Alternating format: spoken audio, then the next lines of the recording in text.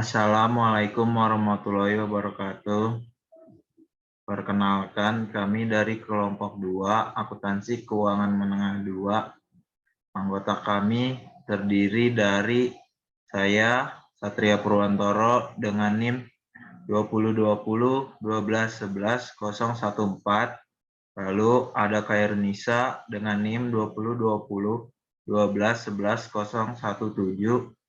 Lalu ada Faru Rozi dengan NIM 2020-12-11-030. Lalu ada Dewi Ratnasari dengan NIM 2020-12-11-031. Dan yang terakhir ada Marcella dengan NIM 2020-12-11-032. Kami akan mempresentasikan tentang bab 17 tentang investasi. Next. Tujuan pembelajaran. Yang pertama itu ada jelaskan akuntansi untuk investasi utang. Lalu jelaskan akuntansi untuk investasi ekuitas. Yang ketiga menjelaskan metode akuntansi ekuitas. Dan yang terakhir ada mengevaluasi masalah utama lainnya yang terkait dengan utang dan ekuitas investasi.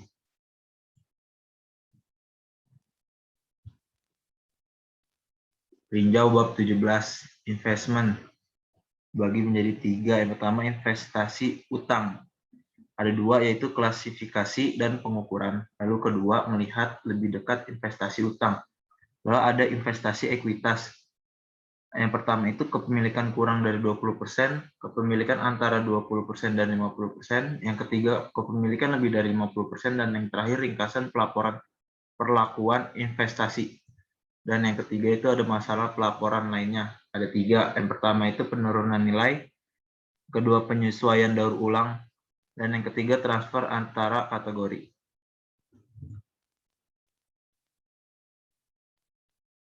Tujuan pembelajaran, menjelaskan akuntansi untuk investasi utang.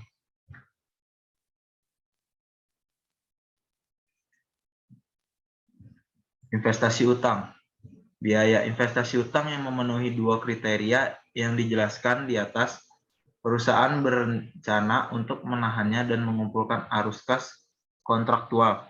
Diukur dengan biaya diamortisasi. Biaya diamortisasi adalah jumlah pengakuan awal dari investasi utang dikurangi pembayaran ditambah atau minus amortisasi kumulatif dan bersih dari setiap pengurangan untuk tidak tertagih. Misalnya, asumsikan bahwa Mitsubishi membeli investasi obligasi yang ingin dipegangnya hingga jatuh tempo. Modal bisnis Mitsubishi untuk jenis investasi ini adalah mengumpulkan bunga dan pokok hingga tanggal jatuh tempo. Tanggal pembayaran untuk bunga dan pokok dinyatakan pada obligasi. Dalam hal ini, Mitsubishi memperhitungkan investasi dengan biaya diamortisasi karena model bisnisnya adalah untuk menahan investasi obligasi hingga jatuh tempo, dan kontraktual memerlukan pembayaran arus kas pokok dan bunga atas jangka waktu investasi obligasi.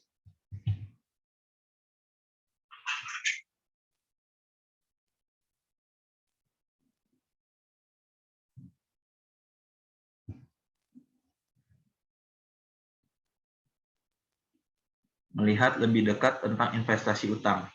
Surat utang mewakili hubungan kreditor dengan yang lain firma. Surat utang termasuk surat berharga pemerintah, kota, sekuritas, obligasi perusahaan, utang konversi, dan kertas komersial. Lalu ada investasi utang, ditandai dengan pembayaran kontraktual pada tanggal pokok dan bunga yang ditentukan pada jumlah pokok luar biasa. Secara umum, IFRS mengharuskan perusahaan investasi dalam surat utang ke dalam 3 kategori terpisah untuk tujuan akuntansi dan pelaporan.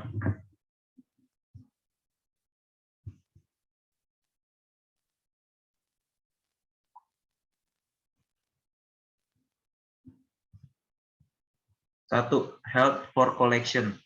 Investasi yang dimiliki dengan tujuan memegang aset untuk mengumpulkan arus kas kontraktual, ketentuan kontraktual, dari aset keuangan menimbulkan pada tanggal untuk arus kas yang semata-mata pembayaran pokok dan bunga atas jumlah pokok yang beredar.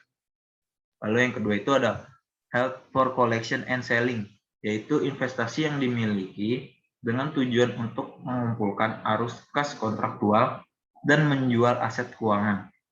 Ketentuan kontraktual dari aset keuangan menimbulkan tanggal tertentu untuk arus kas yang semata-mata pembayaran pokok dan bunga atas jumlah pokok yang beredar. Lalu yang ketiga itu ada trending. Semua investasi utang tidak diadakan untuk pengumpulan atau ditahan selama koleksi dan penjualan. Investasi ini dibeli dan dimiliki terutama untuk dijual dalam waktu dekat untuk menghasilkan pendapatan dalam jangka pendek perbedaan harga. Utang held for collection. Hanya investasi utang yang dapat diukur dengan biaya diamortisasi. Jika sebuah perusahaan seperti Carrefour melakukan investasi dalam obligasi Nokia, akan menerima arus kas kontraktual bunga atas kehidupan obligasi dan pembayaran pokok pada saat jatuh tempo. Jika itu strategi Carrefour untuk mengadakan investasi ini, untuk menerima arus kas selama masa obligasi, ia memiliki held for collection strategi dan itu akan mengukur investasi dengan biaya diamortisasi.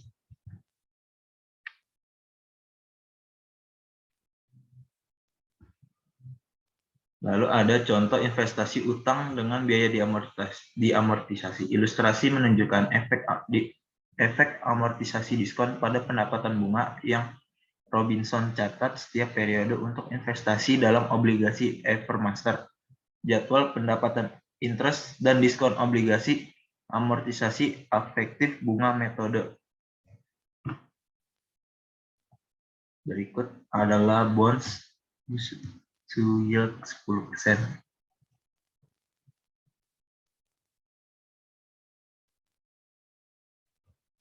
Robinson mencatat penerimaan pembayaran bunga setengah tahunan pertama pada 1 Juli 2022 menggunakan data dalam ilustrasi sebagai berikut.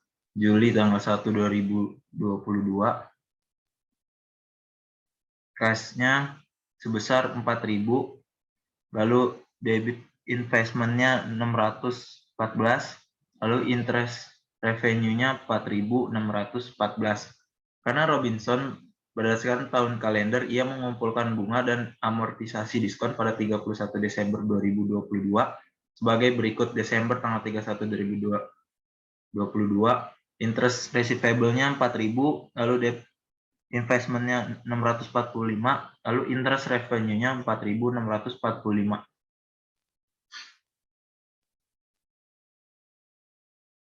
Robinson melaporkan investasinya dalam obligasi Evermaster dalam laporan keuangan tanggal 31 Desember 2022 seperti yang ditunjukkan pada ilustrasi berikut.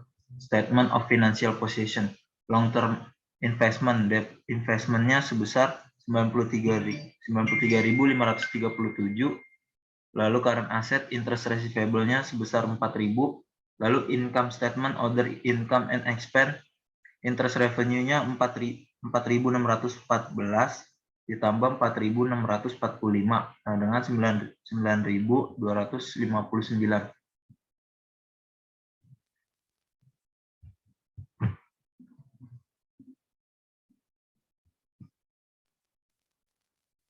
Investasi utang held for collection and selling.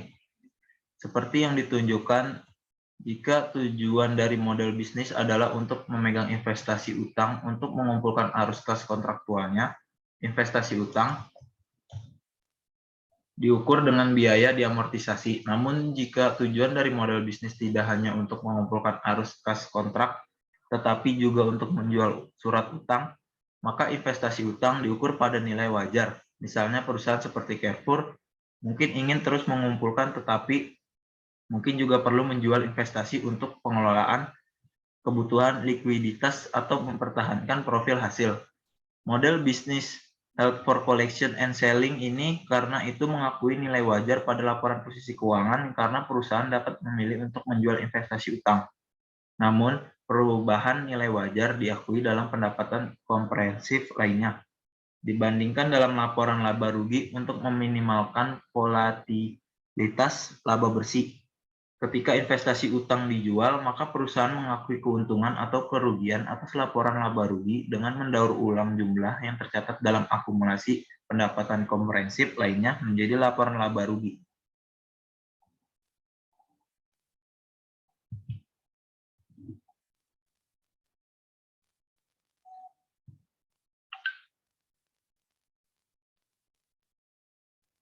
Portofolio. Untuk menggambarkan akuntansi pada portofolio sekuritas, asumsikan bahwa Web AG memiliki 2 surat utang yang diklarifikasikan sebagai held for collection and selling. Ilustrasi mengidentifikasi biaya diamortisasi, nilai wajar, dan jumlah keuntungan atau kerugian yang belum direalisasikan. Portofolionya Watson SE 8% bonds, diamortisasi cost-nya 93.537, fair value-nya 103.600 dan unrealized gain-nya 10.063.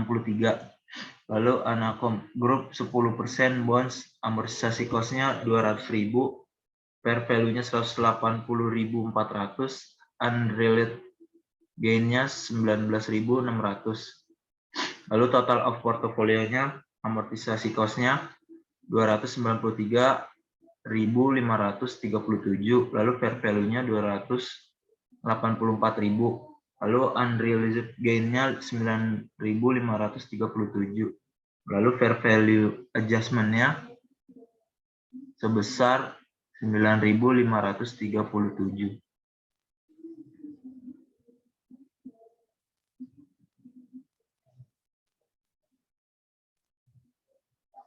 Selanjutnya, materi selanjutnya akan dijelaskan oleh Dewi.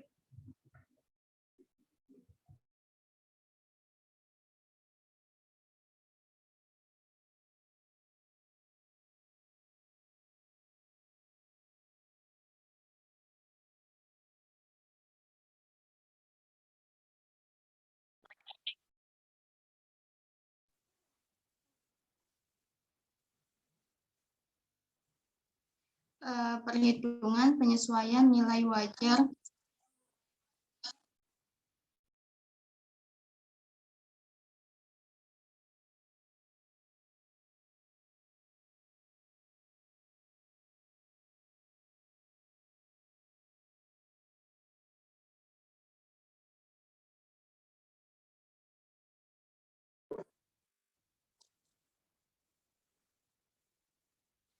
bentar dulu.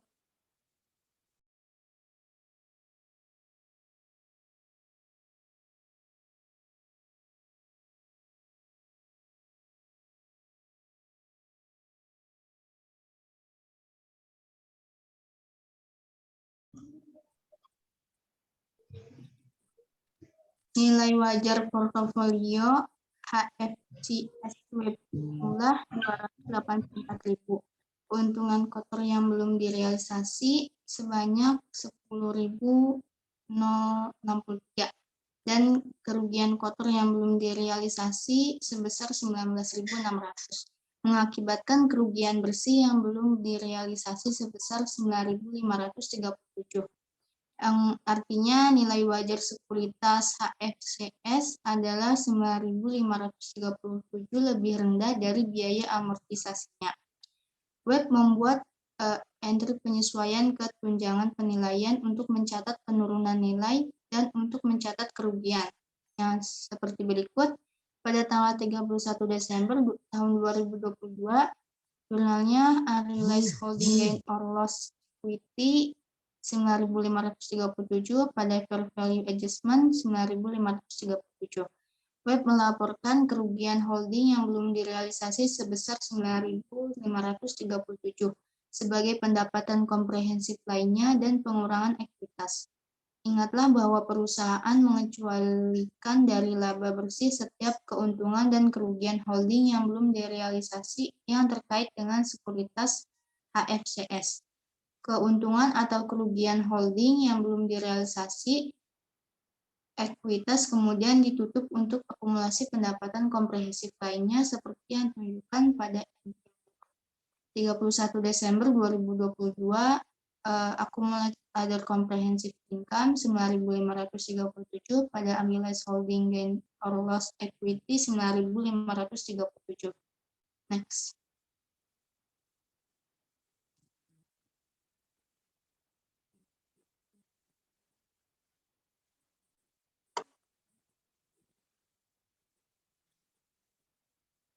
Next. Investasi utang pada perdagangan atau trading. Dalam beberapa kasus, perusahaan mengelola dan mengevaluasi kinerja investasi berdasarkan nilai wajar. Dalam situasi ini, investasi dikelola dan dievaluasi berdasarkan risk management atau strategi investasi yang terdokumentasi berdasarkan informasi nilai wajar. Misalnya, beberapa perusahaan sering memegang investasi utang dengan maksud menjualnya dalam waktu singkat.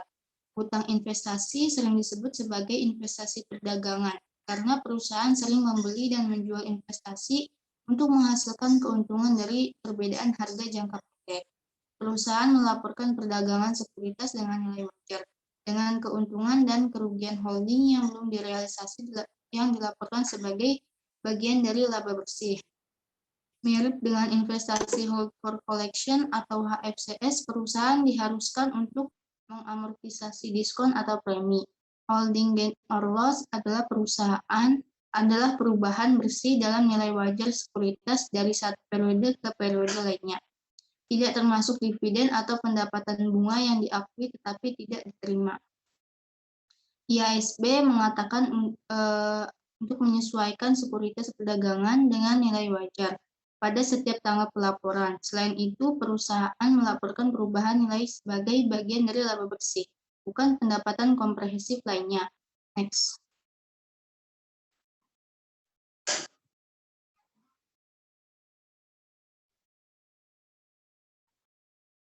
Untuk ilustrasinya, asumsikan bahwa pada tanggal 31 Desember 2022, Western Publishing menentukan distribusi portofolio sekuritas perdagangannya, seperti yang ditunjukkan dalam ilustrasi 17.11, bahwa tahun pertama Western memegang sekuritas perdagangan. Pada tanggal akuisisi, Western mencatat sekuritas perdagangan dengan biaya dalam akun berjudul investasi utang. Untuk penilaian pertama dari portofolio yang baru dibeli yaitu trading debt security portfolio investment yang terdiri dari Burlington Northern 6% bonds dan GM Corporation 7% bonds, Charter Communication 8% bonds. Total portofolionya untuk amortisasi cost-nya 314.450. Untuk fair value 318.200. Untuk unrealized gain or loss-nya 3.750. Kemudian untuk nilai akhir fair value adjustment-nya 3.750. Next.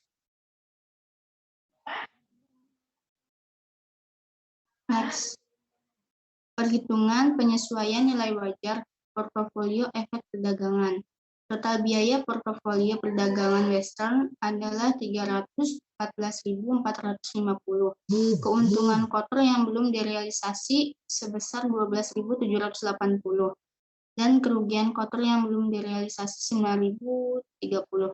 Menghasilkan keuntungan bersih yang belum direalisasi sebesar 3.750. Nilai wajar perdagangan sekuritas 3.750 lebih besar dari biaya. Pada tanggal 31 Desember, Western membuat entry penyesuaian ke akun penyesuaian nilai wajar untuk mencatat peningkatan nilai dan keuntungan kepemilikan yang belum direalisasi. Untuk jurnalnya, fair value adjustment 3.750 pada unrealized holding gain or loss income 3.750. Next.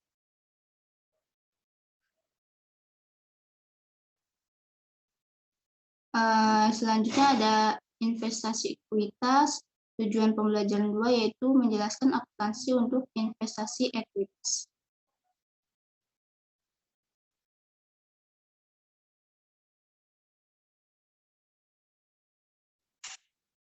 Next.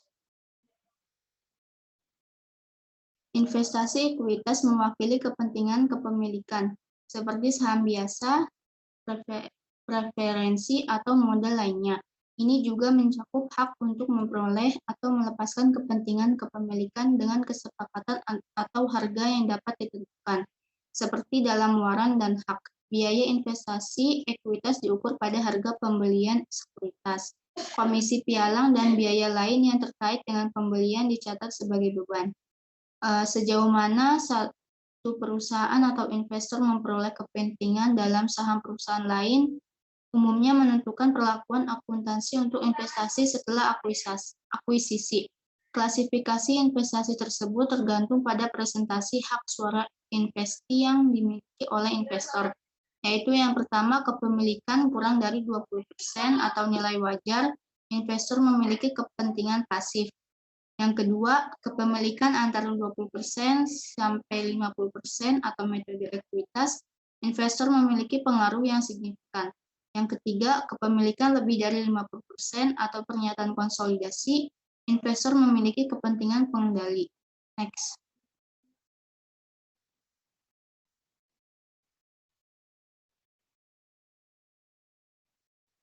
Ilustrasi 17.12 mencantumkan tingkat minat atau pengaruh dan penilaian dan metode pelaporan yang sesuai yang harus diterapkan perusahaan untuk investasi, yaitu percentage of ownership-nya 0% sampai 20% sampai 50% dan lebih dari 50% sampai 100%.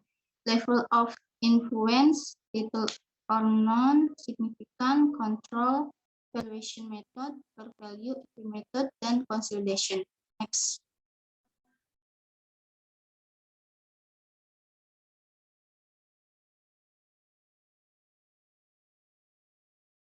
Kepemilikan kurang dari 20%, yaitu terjadi ketika investor memiliki kepentingan kurang dari 20%. Investor dianggap memiliki pengaruh yang kecil atau tidak sama sekali atas investasi. Artinya perusahaan menahan sekuritas tersebut untuk mendapatkan keuntungan dari perubahan harga, seperti halnya investasi utang yang dimiliki untuk diperdagangkan. Aturan akuntansi dan pelaporan umum untuk investasi ini adalah menilai sekuritas pada nilai wajar dan mencatat keuntungan dan kerugian yang belum direalisasi dalam laba bersih atau nilai wajar. Namun beberapa investasi ekuitas diadakan untuk tujuan selain jual beli. Misalnya sebuah perusahaan mungkin diminta untuk mengadakan investasi ekuitas untuk menjual produknya di area tertentu. Dalam situasi ini, pencatatan keuntungan dan kerugian pendapatan yang belum direalisasi seperti yang disyaratkan investasi perdagangan tidak menunjukkan kinerja perusahaan sehubungan dengan investasi ini. Akibatnya, IFRS memungkinkan perusahaan untuk mengklasifikasikan beberapa investasi ekuitas sebagai non-perdagangan. Investasi ekuitas non-perdagangan dicatat sebesar nilai wajar pada laporan posisi keuangan. Next.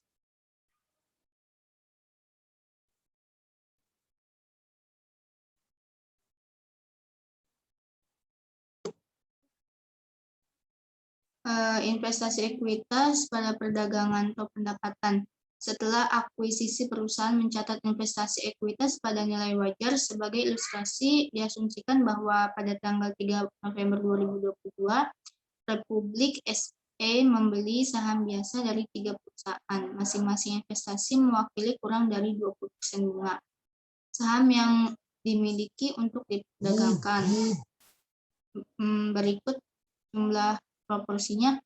Yang pertama, Burberry 259.700, Nestle 317.500, ST Regis Food 141.350.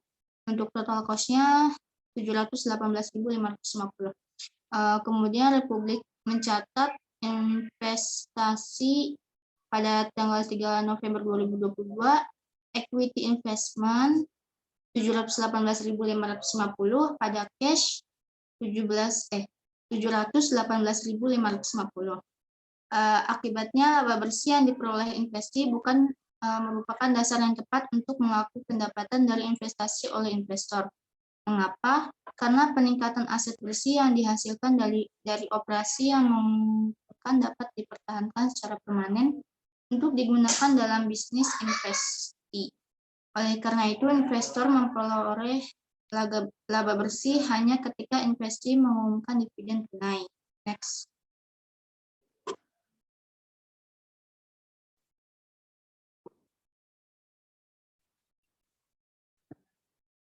Pada tanggal 31 Desember 2022, portofolio investasi ekuitas Republik memiliki nilai tercatat dan nilai wajar yang ditunjukkan sebagai berikut. Equity investment portfolio, untuk investmentnya ada Burberry, Nestle, Ester Regis Food. Untuk total portofolionya, carrying value 718.550 dan fair value-nya 683.000. Unrealized gain or loss-nya itu loss 35.550. Fair value adjustment-nya loss 35.550.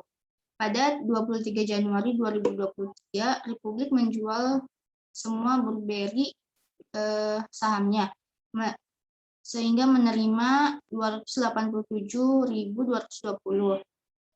Ilustrasi 17.15 menunjukkan perhitungan keuntungan yang direalisasi atas penjualannya, yaitu net profit from sale-nya pertama 287.220 dan dikurangi biaya dari Burberry 259.700. Jadi mendapatkan laba 27.520. Next.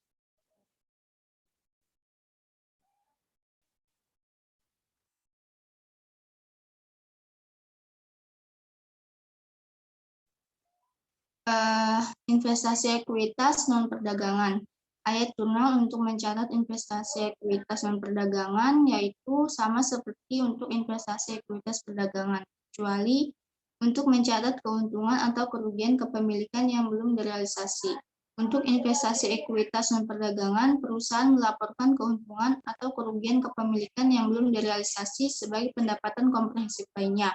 Dengan demikian, akun berjudul keuntungan atau rugi holding yang belum direalisasi ekuitas akan digunakan. Next.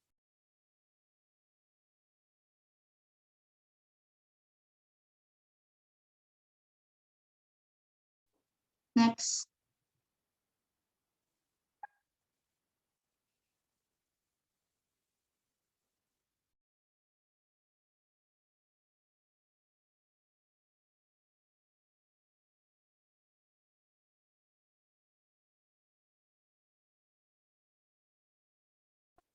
Next.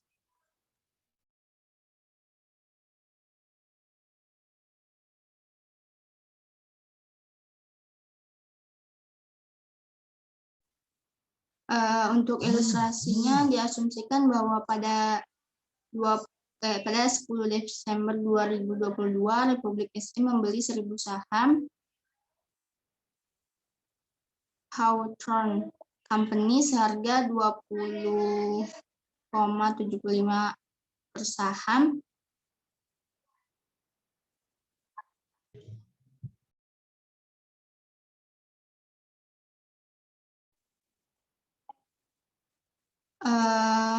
Total biaya menjadi 20.750. Investasi tersebut mewakili bunga kurang dari 20%. Hawthorne adalah distributor untuk produk-produk Republik di tempat-tempat tertentu yang undang-undangnya mewajibkan tingkat kepemilikan saham minimum dari sebuah perusahaan di wilayah itu.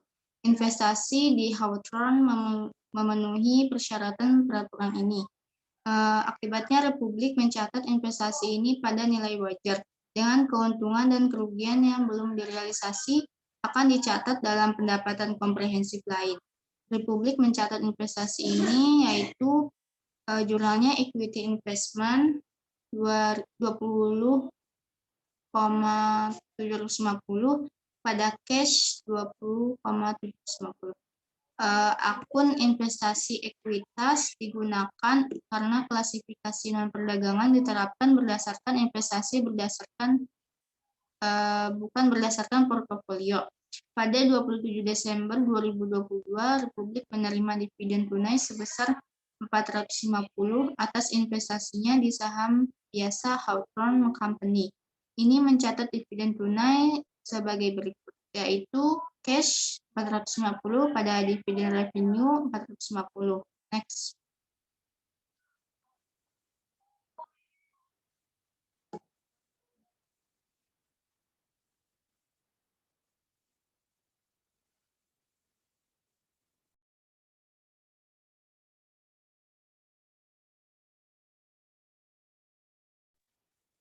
Pada tanggal 31 Desember 2022, investasi Republik Hawthorne memiliki nilai tercatat dan nilai wajar yang ditunjukkan sebagai berikut, yaitu carrying value-nya 20.750, fair value-nya 24.000, sehingga menghasilkan gain 3.250. Republik melaporkan investasi ekuitasnya pada 31 Desember 2022. Laporan keuangan seperti yang ditunjukkan sebagai berikut. Statement of Financial Position Investment, ada equity investment sebesar 24.000, dan pada equity ada accumulated other comprehensive gain sebesar 3.250, dan untuk statement of comprehensive income ada other income dan expense, ada dividen revenue sebesar 450, dan other comprehensive income ada unrealized holding gain 3.250. Next.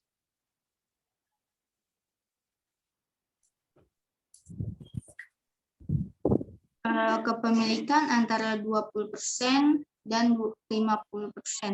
Tujuan pembelajaran 3 yaitu menjelaskan metode akuntansi ekuitas. Selanjutnya akan dijelaskan oleh Faruk.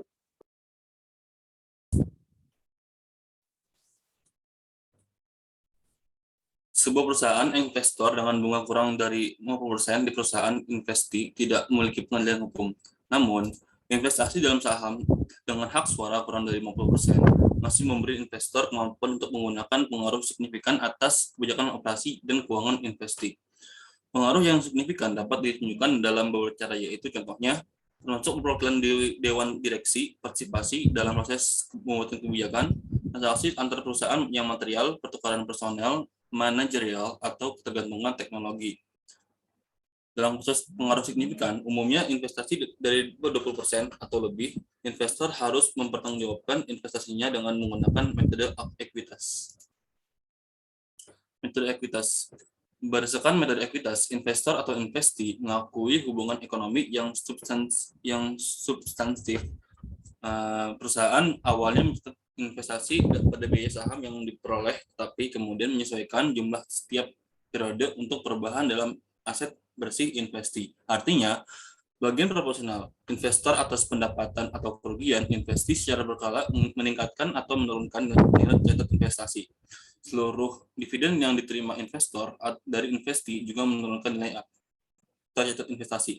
Atau metode ekuitas mengakui bahwa pendapatan investi meningkatkan neto investi aset. Untuk mengilustrasikan metode ekuitas dan membandingkannya dengan metode nilai wajar, asumsikan bahwa Maxi Company membeli 20% saham di Mini Company. Untuk menerapkan nilai wajar dalam contoh ini, asumsikan bahwa Maxi tidak memiliki kemampuan untuk menerapkan pengaruh yang signifikan dan mengklasifikasikan investasi tersebut sebagai perdagangan. Jika contoh ini menerapkan metode ekuitas, asumsikan bahwa bunga 20% mengizinkan Maxi untuk memberikan pengaruh yang signifikan. Perhatikan bahwa di bawah nilai wajar, Maxi melaporkan sebagai pendapatan hanya uang tunai dividen yang diterima dari Mini. Perolehan laba bersih oleh Mini investi, yaitu sebagai investi, tidak dianggap sebagai dasar yang tepat untuk mengakui pendapatan dari investasi oleh Maxi atau investor. Sini ada perhitungannya, yaitu ada fair value dan equity method.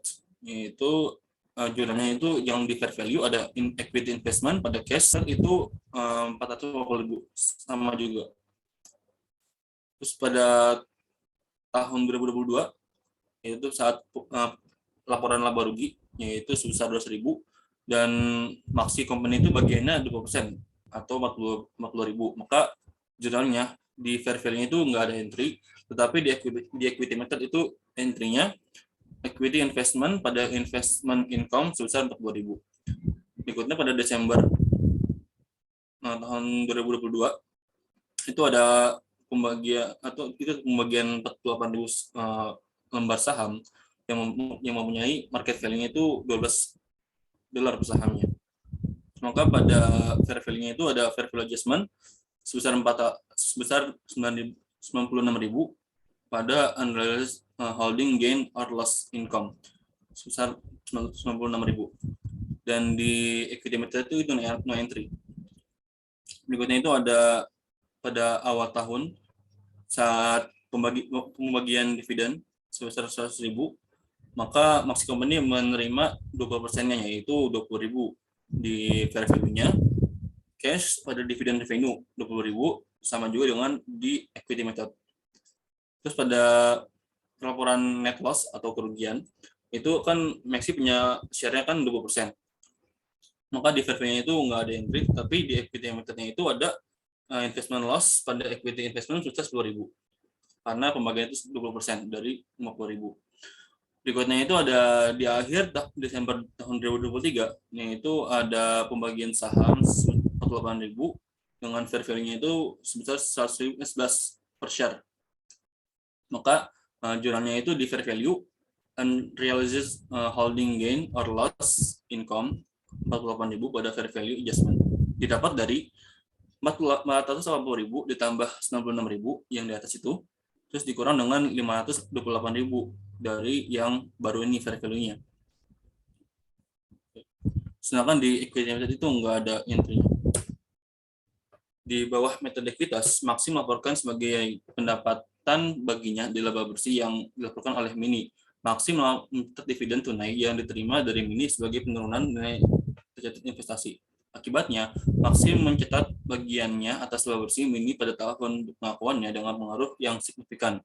Maxi dapat memastikan bahwa Mini akan membayar dividen jika diinginkan atas setiap peningkatan aset bersih yang dihasilkan dari laba bersih menunggu sampai diterima dividen. Namun, investor memberikan pengaruh untuk memaksa pembayaran dividen dari investi. Dalam hal ini, investor melaporkan pendapatan genap meskipun investi mengalami kerugian. Dengan kata lain, menggunakan dividen sebagai dasar untuk mengakui pendapatan gagal, melaporkan situasi ekonomi yang dengan benar. Berikutnya itu adalah kerugian investi melebihi nilai tercatat. Jika bagian investor atas kerugian investi yang melebihi nilai jumlah investasi, jika investor mengakui tambahan kerugian, biasanya investor harus menghentikan penerapan metode ekuitas dan tidak mengakui kerugian tambahan. Jika potensi kerugian investasi tidak terbatas pada jumlah kerugiannya, investasi awal atau dengan jaminan kewajiban investi atau komitmen, nah itu jika pengembalian segenap atas operasi yang menguntungkan oleh investi, tampaknya dapat dipastikan investor harus mengakui kerugian tambahan. Berikutnya itu ada kepemilikan lebih dari 50%. Ketika suatu perusahaan memperoleh hak suara lebih dari 50% dari perusahaan lain, dikatakan memiliki kepentingan pengendali. Dalam hubungan seperti itu, perusahaan investor disebut sebagai induk dan perusahaan investi sebagai anak perusahaan. Perusahaan menyajikan investasi dalam saham biasa, anak perusahaan sebagai investasi jangka panjang pada laporan keuangan terpisah dari entitas induk. Namun ketika induk perusahaan memperlakukan investasi sebagai anak perusahaan, induk umumnya menyusun laporan laba rugi atau laporan keuangan konsolidasi. Laporan keuangan konsolidasi memperlakukan induk dan anak perusahaan sebagai suatu kesatuan ekonomi. Ini adalah ringkasan perlakuan pelaporan investasi, yaitu ada 3 kolom, yaitu klasifikasi, pendekatan penilaian dan pendekatan penilaian dan laporan fisik keuangan. Berikutnya itu ada efek pendapatan. Berikutnya itu ada investasi utang. Yang pertama itu dimiliki untuk koleksi, yang kedua dimiliki untuk koleksi dan menjual, yang ketiga tidak dimiliki untuk ditagih atau diperdagangkan. Yang keempat itu ada opsi nilai wajar. Berikutnya itu di pendekatan penilaian itu ada biaya amortisasi, nilai wajar, dan nilai wajar. Dan efek pendapatan itu bunga diakui sebagai pendapatan yang nomor 1. Yang kedua itu bunga diakui sebagai pendapatan, keuntungan dan kerugian kepemilikan yang belum direalisasi dimasukkan dalam pendapatan komprehensif lain. Yang ketiga itu bunga diakui sebagai pendapatan, keuntungan dan kerugian kepemilikan yang belum direalisasi termasuk dalam pendapatan. Yang keempat itu bunga diakui sebagai pendapatan.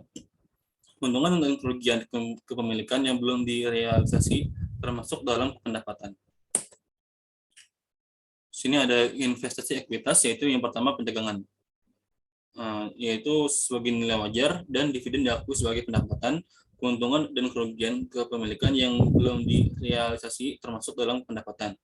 Yang kedua itu ada opsi non perdagangan, yaitu dia termasuk dalam nilai wajar. Dengan dividen diakui sebagai pendapatan, keuntungan holding yang belum direalisasi dan kerugian tidak termasuk dalam pendapatan, tetapi dalam pendapatan kompresif lain. Yang ketiga itu ada metode ekuitas, yaitu termasuk dalam investasi pada awalnya dicatat sebesar biaya perolehan dengan penyesuaian berkala untuk bagian investor atas laba atau rugi investasi. Yaitu pendapatan diakui sebesar pendapatan atau kerugian investasi yang dilaporkan setelah tanggal investasi. Yang keempat itu ada konsolidasi, yaitu termasuk dalam laporan keuangan konsolidasi. Dengan pendapatan diakui sebesar pendapatan atau kerugian investasi yang dilaporkan setelah tanggal investasi. Biasanya itu ada tujuan pembelajaran 4, yaitu mengevaluasi isu-isu utama lainnya yang terkait dengan utang dan investasi ekuitas. Nah, kami telah mengidentifikasi isu-isu dasar yang terlibat dalam akuntansi untuk investasi. Dalam surat utang dan ekuitas, selain itu, isu-isu berikut berhubungan dengan akuntansi untuk investasi. Yang pertama itu ada penurunan nilai. Yang kedua ada penyesuaian dan ulang. Yang ketiga itu ada reklarifikasi antar kategori. Dibahas dulu, yaitu yang pertama penurunan nilai. Yaitu perusahaan menggunakan model kerugian kredit yang diharamkan atau expected credit loss atau ECL untuk pengukuran penurunan nilai piutang. Untuk mengakui penurunan nilai, perusahaan menambah atau mendebit piutang tak tertagih, beban, dan kredit penyelesaian utang sebesar jumlah penurunan nilai. Jika kemungkinan besar perusahaan tidak akan dapat menagih semua jumlah yang ditutup tempo, berdasarkan persyaratan transaksi, piutang dihapuskan secara permanen dengan mendebit rugi penurunan nilai dan mengkredit piutang usaha. Aturan untuk investasi utang atau surat utang dan pinjaman yang dilaporkan pada biaya perolehan diamortisasi mengikuti pendekatan serupa. Perusahaan harus mengevaluasi setiap investasi yang dicatat pada biaya perolehan diamortisasi pada tanggal laporan dan untuk menentukan apakah telah mengambil penurunan nilai. Misalnya, jika investasi mengalami kebangkrutan atau krisis likuiditas yang signifikan, investor dapat menderita kerugian permanen. Jika perusahaan menentukan bahwa suatu investasi mengalami penurunan nilai, dia mencatat dasar biaya amortisasi dari sekuritas individual untuk mencerminkan kerugian nilai ini. Perusahaan mencatat penurunan tersebut sebagai kerugian yang direalisasi dan itu untuk termasuk jumlah dana dalam laba bersih. Kemudian itu ada penurunan nilai investasi utang diukur pada biaya amortisasi. Nah, misalkan pada tanggal 31 Desember 2021, MyHealth Ltd memiliki investasi hutang di Bau Group dibeli dengan harga 200.000, jumlah dalam ribuan. Investasi memiliki jangka waktu 4 tahun dengan pembayaran bunga tahunan sebesar 10%.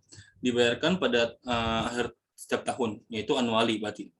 Nah, maka investasi hutang ini diklasifikasikan sebagai dimiliki untuk ditagih. Sayangnya, bahwa mengalami kesulitan keuangan yang signifikan dan menunjukkan bahwa ia tidak akan dapat melakukan semua pembayaran sesuai dengan kontrak. Artinya, telah terjadi peningkatan risiko kredit yang signifikan untuk investasi Bau ini sejak MyHealth membelinya. Sini ada menunjukkan jadwal arus kas yang disiapkan untuk analisis ini, yaitu di ilustrasi 1722. Yaitu pada tanggal 30 Desember setiap tahun itu pada tanggal 2022 itu kontraktual cash flow yaitu sebesar 20.000, sedangkan expected cash flow 16.000, maka loss of cash flow itu 20.000 dikurang 16.000, maka 4.000. Berikutnya tahun 2023 cash flow-nya itu yang kontraktual 20.000 dengan expected cash flow 16.000, maka loss juga 4.000. Tahun berikutnya kontraktual cash flow 20.000 dengan expected cash flow 16.000, maka loss of cash flow-nya itu 4.000 juga. Tahun berikutnya kontraktual cash flow 220.000, sedangkan expected cash flow 216.000, maka loss of cash flow-nya juga 4.000 dengan perolehan nilai kontraktual cash flow-nya itu 280.000, sedangkan expected cash flow-nya itu 264.000 dengan loss of cash flow 16.000. Nah, maka arus kas yang diharapkan sebesar 264.000 lebih kecil dari arus kas kontraktual sebesar 280.000. Jumlah penurunan nilai yang akan dicatat sama dengan selisih antara investasi tercatat sebagai sebesar 200.000 dan nilai sekarang dari arus kas yang diharapkan, seperti yang ditampilkan pada ilustrasi 17.23. Yaitu ada recorded investment sebesar 200.000 dan dikurang dengan present value sebesar 200.000 dengan term 4 tahun dan bunga 10%. Maka diperolehnya itu dengan tabel PVFA 136.602 yuan. Berikutnya ada present value untuk 16.000 dari bunga yang diterima annually tahunan. Nah, untuk 4 tahun yaitu 10%, maka jumlahnya itu 50.718. Maka totalnya itu dengan ditambah yaitu 187.320. Maka total dari loss on impairment sebesar 12.680. Berikutnya itu kerugian karena penurunan nilai adalah 12.680. Mengapa bukan 16.000? Karena 280 dikurang 264. Kerugian sebesar 12.680 karena Mayhem harus mengukur kerugian pada jumlah nilai sekarang, bukan pada jumlah yang tidak didiskonto. Mayhem mengakui kerugian penurunan nilai sebesar 12.680 dengan mendebit kerugian penurunan nilai untuk kerugian yang diharapkan. Pada saat yang sama, ini mengurangi nilai keseluruhan investasi. Oleh karena itu, jurnal yang mencatat kerugian adalah sebagai berikut, yaitu yang pertama, loss impairment pada allowance for impaired debt investment sebesar 12.680. Berikutnya itu ada pemulihan kerugian penurunan nilai. Setelah pencatatan penurunan nilai, peristiwa atau kondisi ekonomi dapat berubah sedemikian rupa sehingga tingkat kerugian penurunan nilai berkurang. Dalam situasi ini, sebagian atau seluruh kerugian penurunan nilai yang telah diakui sebelumnya harus dibalik dengan mendebit akun penyisihan nilai investasi, hutang, dan mengkredit pemulihan kerugian penurunan nilai. Misalnya, asumsikan bahwa pada tanggal 31 Maret 2023, Mayhem menentukan bahwa risiko kredit bawah telah menurun secara signifikan dan memutuskan untuk membalikkan penurunan nilai dengan membuat entry berikut. Pada tanggal 31 Maret 2023, yang pertama itu ada allowance for impaired debt investment pada recovery of impaired loss sebesar 12.640 untuk membaliknya itu. Pemulihan kerugian penurunan nilai tidak boleh mengakibatkan nilai tercatat investasi melebihi biaya perolehan diamortisasi dengan seharusnya. Berikutnya itu ada penurunan nilai investasi utang diukur pada nilai wajar atau HFCS. Beberapa perusahaan memiliki investasi utang yang held for collection and selling atau HFCS. Perusahaan memiliki jenis investasi utang melaporkan investasi pada nilai wajar dan setiap perubahan nilai wajar dilaporkan dalam pendapatan komprehensif lain. Perusahaan yang memiliki investasi utang HFCS yang diukur pada nilai wajar melalui pendapatan komprehensif lain menggunakan model penurunan nilai yang berbeda. Yaitu asumsikan Alexander AG membeli investasi utang, yaitu pada tanggal 1 Juli 2022, seharga 1 juta euro. Berikutnya itu investasi utang memiliki nilai tingkat bunga 7% yang jatuh tempo pada 1 Juli 2027. Maka jurnalnya sebagai berikut. Yang pertama itu ada 1 Juli 2022 untuk merekod pembelian utang investment, yaitu ada debt investment pada cash sebesar 1 juta. Berikutnya itu pada akhir tahun untuk merekod untuk melaporkan interest atau bunga revenue pada utang investment, yaitu cash pada interest revenue sebesar 35.000 didapat dari 1 juta dikali 0,7% sebagai bunganya dibagi dengan 2 karena dia divide semi annually.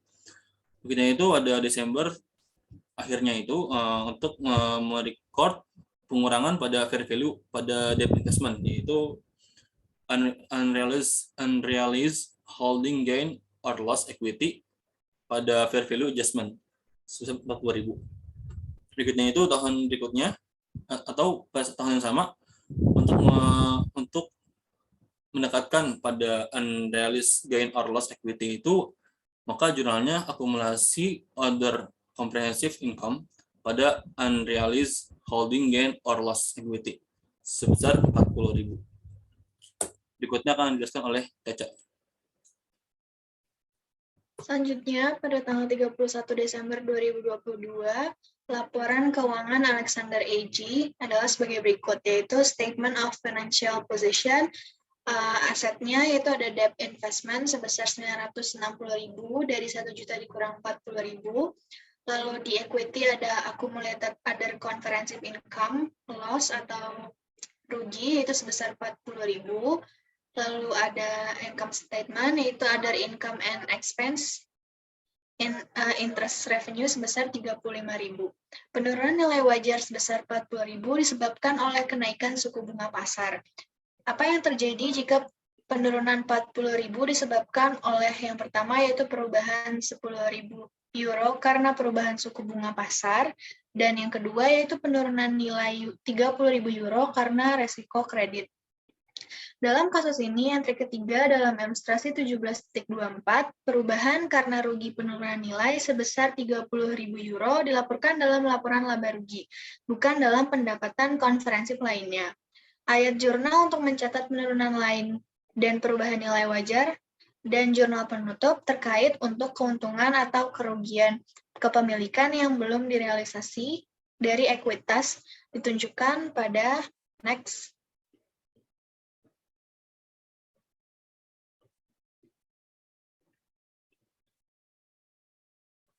Yaitu untuk mencatat decrease dari fair value untuk debt investment-nya dengan entry yaitu loss on impairment sebesar 30.000, lalu ada unrealized holding gain or loss equity-nya sebesar 10.000, pada allowance for impaired debt investment sebesar 30.000 dan fair value adjustment sebesar 10.000.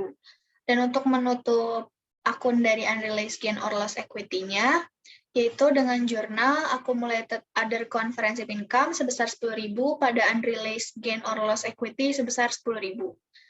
Lalu, seperti yang ditunjukkan Alexander menggunakan akun pengisian penurunan nilai yang terpisah dengan beban yang sesuai pada laba bersih pada laporan 31 Desember 2022, laporan keuangan Alexander seperti yang ditunjukkan pada yaitu untuk Statement of Financial Position di aset debt investment sebesar 960.000, dari 1 juta dikurang 30.000 dikurang 10.000, lalu equity untuk accumulated other comprehensive loss itu 10.000, dan untuk income statement pada other income and expense itu yaitu ada interest revenue sebesar 35.000 dan loss on impairment sebesar 30.000. Fair value adjustment 10.000 dan allowance for impaired debt investment itu 30.000. Next. Jika kita berasumsi bahwa Alexander menjual investasi utangnya pada tanggal 1 Januari 2023 seharga 960.000 euro, entry-nya adalah sebagai berikut, yaitu cash sebesar 960.000, loss on sale of debt investment sebesar 10.000, allowance for impaired debt investment sebesar 30.000, pada debt investment sebesar 1 juta, dan fair value adjustment pada accumulated other comprehensive income sebesar 10.000. Karena entry ini merugikan karena penurunan nilai wajar sebesar 40.000 euro, sekarang sepenuhnya diakui yaitu 30 euro diakui pada 31 Desember 2022, dan sisanya 10.000 euro pada 1 Januari 2023. Apa yang terjadi jika Alexander memutuskan untuk mempertahankan investasi utangnya dan kemudian menentukan bahwa resiko kreditnya atas investasi ini telah menurun sebesar 15.000 euro?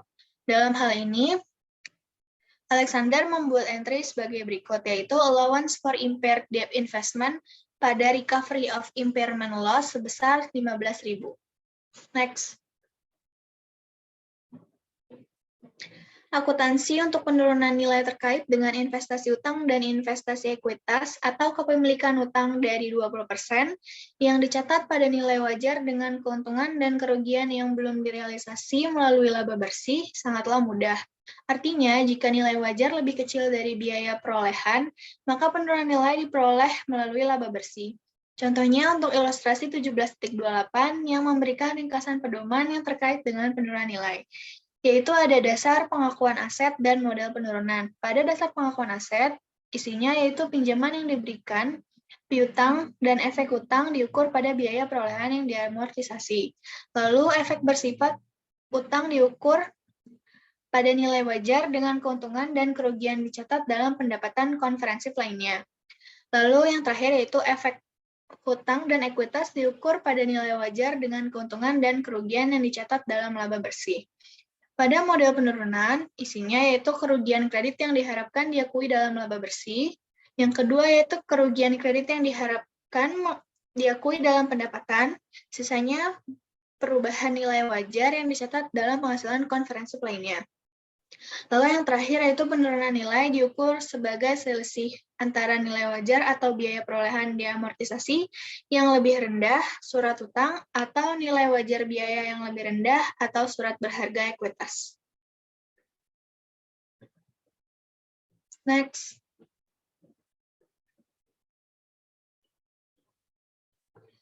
Sesuai penyesuaian daur ulang. Seperti yang kami tunjukkan pada bab 4, perusahaan dapat menampilkan komponen pendapatan konferensif lain dalam salah satu dari dua cara. Yang pertama yaitu dalam laporan laba rugi gabungan dan pendapatan konferensif, atau yang kedua yaitu dalam laporan laba rugi konferensif terpisah yang dimulai dengan penghasilan. Contoh untuk satu periode yaitu untuk memberikan contoh periode tunggal pelaporan sekuritas investasi dan keuntungan atau kerugian terkait atas investasi dimiliki untuk ditagih dan dijual, diasumsikan bahwa pada 1 Januari 2022, Heinz Place memiliki kas dan modal saham biasa yaitu sebesar 50.000 euro. Pada tanggal tersebut, perusahaan tidak memiliki saldo aset dan kewajiban atau ekuitas lainnya. Pada tanggal 2 Januari, Engsel membeli secara tunai 50.000 euro sekuritas utang yang diklasifikasikan sebagai HFCS. Pada tanggal 30 Juni, Engsel membuat sebagian dari portofolio utang sekuritas HFCS menghasilkan keuntungan seperti yang ditunjukkan, yaitu fair value of securities sold sebesar 22.000 euro, dikurang dari cost of securities sold sebesar 20.000, jadi mendapat realized gain sebesar 2.000. Engsel membeli atau menjual sekuritas lainnya selama tahun 2022. Engsel menerima bunga sebesar 3.000 euro selama tahun tersebut. Pada tanggal 31 Desember 2022, portofolio yang tersisa adalah seperti yang ditunjukkan, yaitu fair value of portfolio sebesar 34.000 dikurang cost of portfolio sebesar 30.000, jadi mendapat unrealized gain-nya sebesar 4.000. Perusahaan melaporkan perubahan dalam laba rugi. Laba ditahan yang belum direalisasi dalam laporan laba rugi konferensif seperti yang ditunjukkan, yaitu untuk income statement pada tahun akhir Desember 31, 2022, yaitu interest revenue sebesar 3.000, gain realized on investment in securities-nya sebesar 2.000, dan mendapat net income sebesar 5.000. Untuk statement of comprehensive income, yaitu net income include realized gain 2.000 itu menjadi 5.000 euro, lalu ada other comprehensive income, unrealized holding gain sebesar 4.000, dan mendapat comprehensive income sebesar 9.000. Next.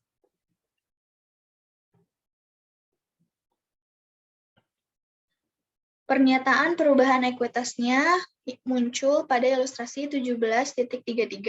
Untuk statement of change in equity, beginning balance-nya untuk share capital ordinary sebesar 50.000 euro, return earnings-nya 0, untuk accumulated other comprehensive income-nya 0, dan totalnya menjadi 50.000 euro.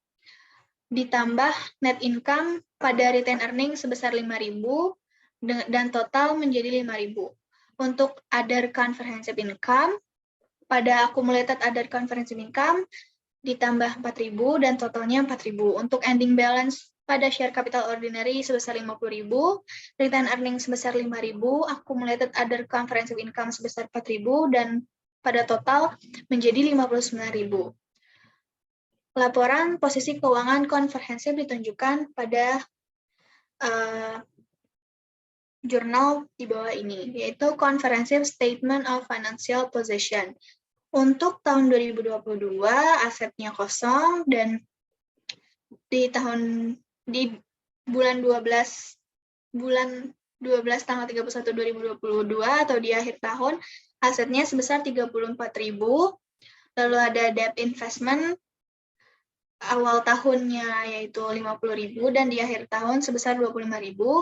Jadi total asetnya untuk di awal tahun itu 50.000 dan di akhir tahun sebesar 59.000. Pada equity yaitu ada share capital ordinary di awal tahun sebesar 50.000, di akhir tahun sebesar 50.000. Dan pada return earning di akhir tahun sebesar 5.000 dan ada accumulated other comprehensive income yaitu pada di akhir tahun sebesar 4.000. Jadi total equity pada awal tahun itu sebesar 50.000 dan di akhir tahun sebesar 59.000. Balance pada aset dan equity. Next.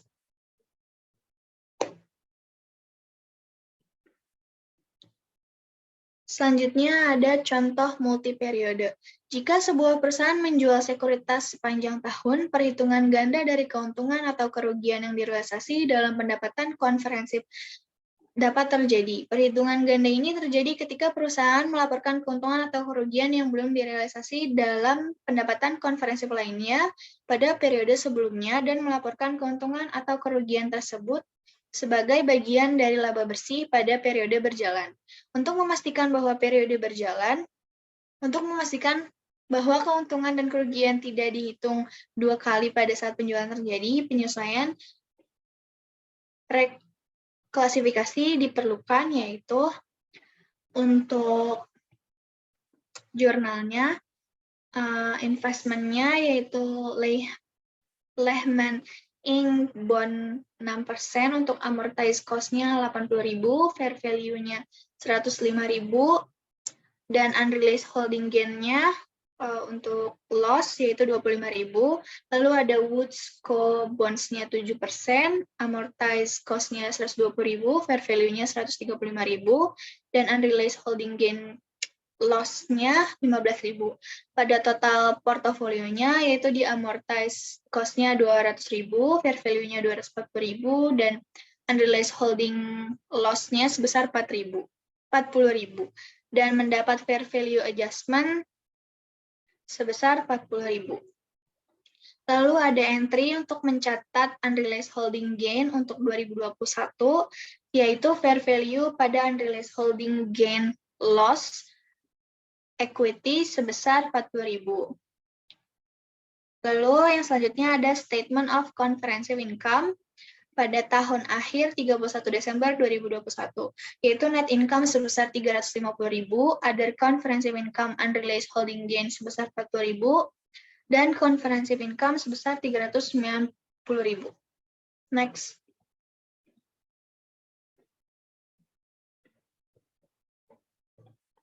Pada 31 Desember 2021, Open melaporkan laporan posisi keuangan investasi utang sebesar 240.000. Dengan biaya 200.000 euro ditambah penyesuaian nilai wajar 40.000 euro dan akumulasi pendapatan komprehensif lainnya dalam ekuitas sebesar 40.000. Ayat jurnal untuk mentransfer laba atau rugi yang belum direalisasi untuk ekuitas akumulasi pendapatan komprehensif lainnya adalah sebagai berikut, yaitu pada tanggal 31 Desember 2022 untuk closing entry, yaitu unrealized holding gain or loss equity pada accumulated other comprehensive income sebesar 40.000. Pada 10 Agustus 2022, Open menjual obligasi Lehman Inc. seharga 105.000 euro dan memperoleh keuntungan dari penjualan sebesar 25.000. Ayat jurnal untuk mencatat transaksi tersebut yaitu cash sebesar 105.000 pada debt investment dan gain on sale of investment. Pada akhir tahun 2022, nilai wajar obligasi Woods Co. meningkat sebesar 20.000 euro menjadi 155.000 euro. Ilustrasi 17.37 menunjukkan perhitungan perubahan dalam akun penyesuaian nilai wajar, yaitu investment untuk Woods Co.-nya bonds 7% dengan cost yaitu 120 euro, fair value sebesar 155.000 euro, dan unrealized holding loss-nya sebesar 35.000. Dan ada previous fair value adjustment balance-nya untuk unrealized holding itu dikurang 40.000, jadi fair value adjustment-nya menjadi 5.000 euro. Next.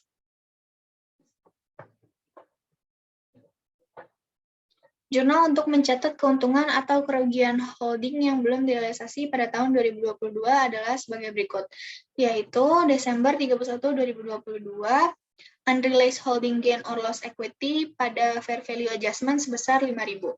Jika kita mengasumsikan bahwa Open melaporkan laba bersih sebesar 720.000 euro pada tahun 2022, termasuk realisasi penjualan obligasi Lehman, maka laporan laba rugi komprehensif lainnya adalah dalam statement of comprehensive income, yaitu net income, include 25.000 euro dari realized gain on Lehman bonds-nya sebesar 720.000 euro.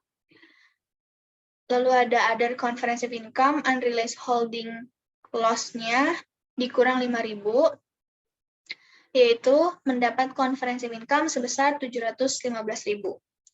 Pada 31 Desember 2022, Open melaporkan laporan posisi keuangan investasi utang sebesar 155.000, biaya dari 120 euro ditambah penyesuaian nilai wajar yaitu sebesar 35.000 euro, dan akumulasi pendapatan komprehensif lainnya dalam ekuitas sebesar 35.000 euro. Ayat jurnal untuk mentransfer keuntungan atau rugi holding yang belum direalisasi dari ekuitas ke akumulasi pendapatan komprehensif lainnya adalah sebagai berikut, yaitu untuk menutup jurnal accumulated other comprehensive income pada unrealized holding gain or loss equity sebesar 5.000. Next. Pada tahun 2021, Open memasukkan keuntungan yang belum direalisasi atas obligasi Lehman Inc. dalam pendapatan komprehensif. Pada tahun 2022, Open menjual obligasi tersebut. Ini untuk melaporkan keuntungan yang direalisasi sejumlah 25.000 euro dalam laba bersih, yang meningkatkan laba komprehensif lagi untuk menghindari perhitungan ganda keuntungan. Open membuat penyesuaian daur ulang untuk menghasilkan keuntungan yang direalisasi dari perhitungan pendapatan komprehensif pada tahun 2022. Penyesuaian relaksifikasi ini dapat dilakukan dalam proses laba rugi, dalam akumulasi pendapatan komprehensif lainnya, atau dalam catatan atas laporan keuangan. IASB lebih memilih untuk menunjukkan jumlah klasifikasi dalam akumulasi pendapatan komprehensif lain dalam catatan atas laporan keuangan untuk Open AG. Presentasi ini seperti ditunjukkan pada Notes to Financial Statement Accumulated Other Comprehensive Income. Beginning balance-nya untuk tanggal 1 Januari 2022 yaitu 40 euro di kredit, dan lalu ada current period other comprehensive income sebesar 20.000 di debit, dari 155.000 dikurang 135.000, lalu ada amount reclassified from accumulated other comprehensive income sebesar 25.000, lalu ada unrealized holding loss-nya dikurang 5.000, jadi ending balance pada tanggal 31 Desember 2022 adalah sebesar 35.000. Next. Selanjutnya yaitu ada akuntansi untuk derivative instrument, yaitu menjelaskan penggunaan dan akuntansi untuk derivatif. Next.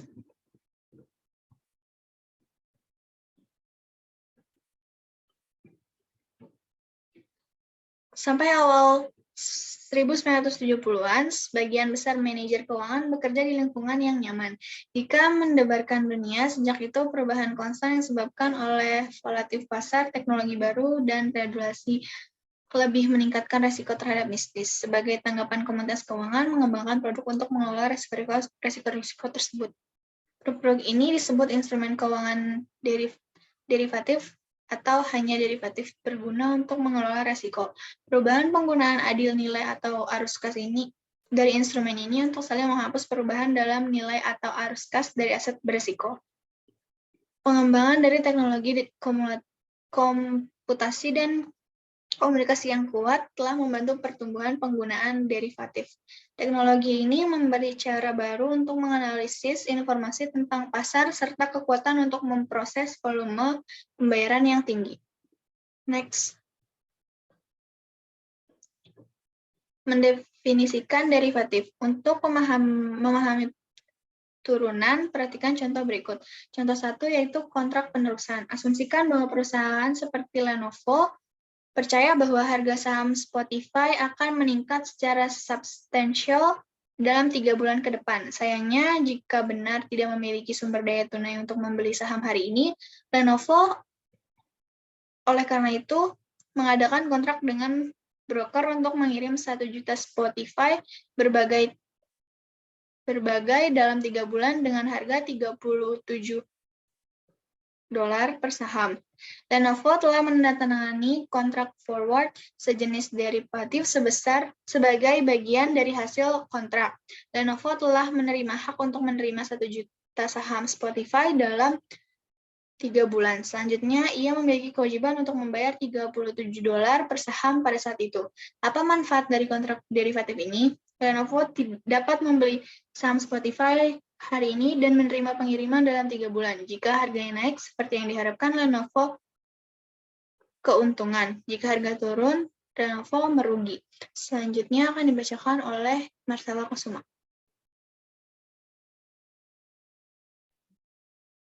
Contoh 2, kontrak opsi. Sekarang, anggaplah Lenovo membutuhkan 2 minggu untuk memutuskan apakah akan membeli saham Spotify. Oleh karena itu, memasuki jenis kontrak yang berbeda yang memberikan hak untuk beli saham Spotify dengan harga saat ini. Kapan saja dalam waktu berikutnya 2 minggu. Sebagai bagian dari kontrak, broker mengenakan biaya sebesar $30.000 untuk memegang kontrak terbuka selama 2 minggu dengan harga yang ditetapkan.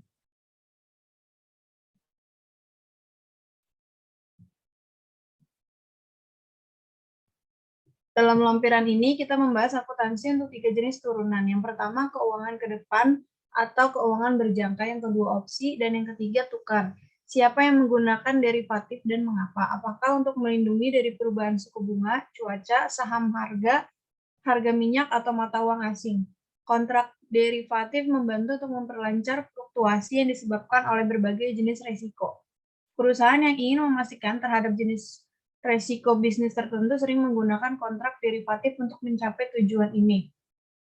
Produsen dan konsumen. Sebagai ilustrasi, asumsikan bahwa Heartland AG adalah produsen kentang yang besar untuk pasar konsumen. Harga kentang saat ini sangat bagus. Sayangnya, Heartland membutuhkan 2 bulan untuk memanen kentangnya dan mengantarkannya ke pasar. Karena Heartland mengharapkan harganya kentang turun dalam beberapa bulan mendatang, itu menandatangani kontrak berjangka. Ia setuju untuk menjual kentangnya hari ini dengan harga pasar saat ini seharga pengiriman dalam 2 bulan. Next.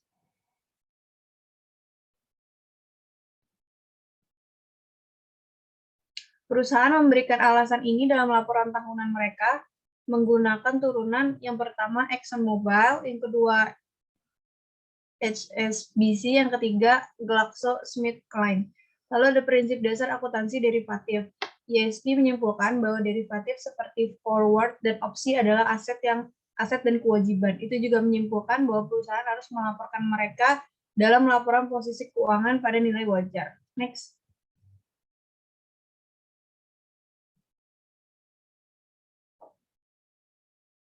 Jika menggunakan derivatif untuk tujuan lindung nilai, akuntansi untuk setiap keuntungan atau kerugian tergantung pada jenis lindung nilai yang digunakan. Kami membahas akuntansi untuk transaksi lindung nilai nanti dalam lampiran. Singkatnya, perusahaan mengikuti pedoman ini dalam akuntansi untuk turunan. Yang pertama, mengakui derivatif dalam laporan keuangan sebagai aset dan kewajiban. Yang kedua, laporkan derivatif pada nilai wajar. Yang ketiga, mengakui keuntungan dan kerugian yang dihasilkan dari spekulasi derivatif segera dalam pendapatan. Yang keempat, melaporkan keuntungan dan kerugian yang dihasilkan dari transaksi lindung nilai berbeda, tergantung pada jenis lindung nilai.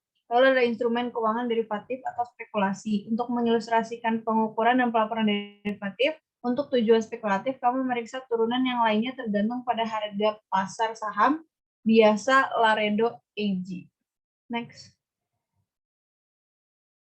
Misalnya, asumsikan bahwa sebuah perusahaan mengadakan kontrak opsi panggilan dengan Baird Investment SA yang memberikan opsi untuk membeli Laredo saham seharga 100 euro per saham.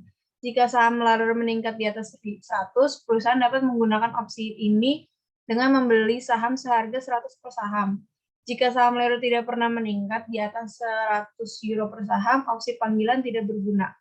Maka opsi ini berakhir pada 30 April 2022, perusahaan membeli opsi panggilan seharga 400 euro dan membuat jurnal sebagai berikut. Call option pada cash sebesar 400. Next.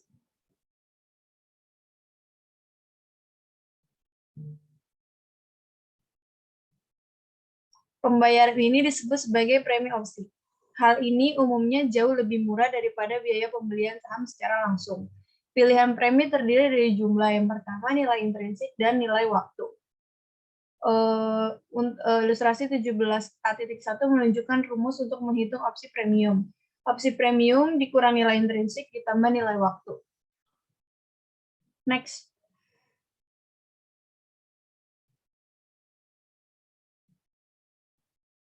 Sesuai indikasi pada 31 Maret 2022, harga saham Laredo naik menjadi 120 euro per saham. Nilai intrinsik dari kontrak opsi beli adalah sekarang sebesar 20.000 euro.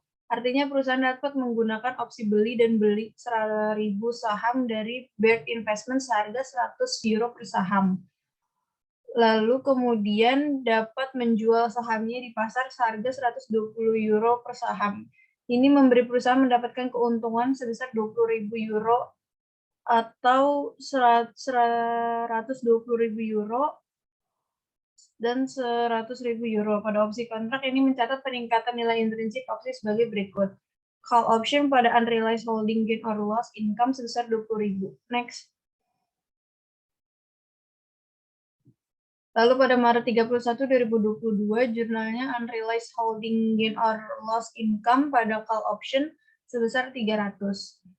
Lalu untuk tanggal 31 Maret 2020, perusahaan melaporkan opsi beli dalam laporan posisi keuangan pada nilai wajar 20.100 euro. Keuntungan memegang yang belum direalisasi meningkatkan laba bersih untuk periode tersebut. Lalu kerugian pada nilai waktu opsi menurunkan laba bersih. Pada 16 April 2022, perusahaan menyelesaikan opsi sebelum berakhir, yaitu jurnalnya Unrealized Holding Gain or Loss Income pada call option sebesar 5.000. Penurunan nilai waktu opsi sebesar 40 euro adalah dicatat sebagai berikut. Unrealized Holding Gain or Loss Income pada call option sebesar 40. Next. Dengan demikian, pada saat penyelesaian, nilai tercatat opsi beli adalah sebagai berikut. Pada tanggal 2 Januari 2022, ke option sebesar 400, Maret 31 2022, 20.000, 31 Maret 300, April 16 5.000, dan 16 April 40. Perusahaan mencatat penyelesaian kontrak opsi dengan Baird sebagai berikut. Cash sebesar 15.000, loss on settlement of call option sebesar 60, pada call option 15.060. Next.